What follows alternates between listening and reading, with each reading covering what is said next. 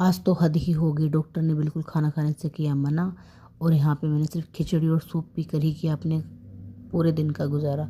तो मेरी तबीयत बिल्कुल ठीक नहीं है क्योंकि तो हेलो दोस्तों, कैसे हैं आप सब। तो ये है मॉर्निंग का टाइम, मुझे जाना था खाली पेट डॉक्टर के यहाँ। उसने मुझे थोड़ा जल्दी बुलाया था। तो और इधर देखो, आज हमारी काम वाली भी नहीं आई हैं।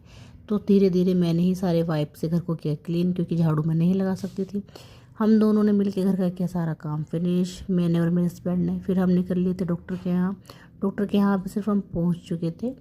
वैसे तो हमें जल्दी आना था, लेकिन क्या कर सकते हैं, काम के चक्कर में हो गए थे लेट। फिर यहाँ पे डॉक्टर से भी मिलने के बाद मेरा ट्रीटमेंट हो गया था। फिर मैं घर के लिए निकली वापस। फिर मुझे लग रही थी बहुत तेज़ भूख, और सुदीक्षा को खानी थी पाव भाजी। तो हम यहाँ पे रेस्टोरेंट में आ गए थे। हमने दिया अपना ऑर्डर पहुँचने के बाद, क्योंकि मुझे पीना था सूप, सुदीक्षा को खानी थी पाव भाजी। तो हम दोनों ने अपना ऑर्डर दिया। मेरे हस्बैंड को खाना था पराठा। तो तीनों का ही हमने ऑर्डर दे दिया था। इतने में ही सुदीक्षा की पाव भाजी भी आ गई थी, और मेरे हस्बैंड का पराठा और दही भी आ गया था। ये दोनों कर रहे थे एंजॉय, और सुदीक्षा तो दोनों ही चीज़ें एंजॉय कर रही थी। इधर इसको मैं पाव भाजी खिला रही थी, उधर इसके पापा इसको पराठा खिला रहे थे। मुझे लग रही थी बहुत तेज़ भूख, क्योंकि मेरा ऑर्डर नहीं आया था। इतने में ऑर्डर वाले भैया मेरा ऑर्डर लेके आ गए। इसको देख के जान में जान है, क्योंकि टाइम हो चुका था काफ़ी, और मैं सुबह से ही भूखी थी, मुझे बहुत तेज़ भूख लग रही थी।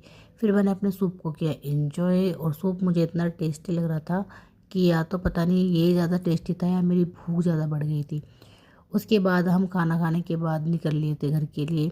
हम जैसे ही बाहर निकले तो सुदीक्षा ने देखा कि बाहर टॉय की शॉप है। उसने कहा नहीं मम्मा मुझे टॉय चाहिए। फिर मैं उसको लेकर टॉय वाली शॉप पे गई। उसको वहाँ पे कुछ भी पसंद नहीं आ रहा था। इसने पूरी दुकान को देख लिया घूम फिर के।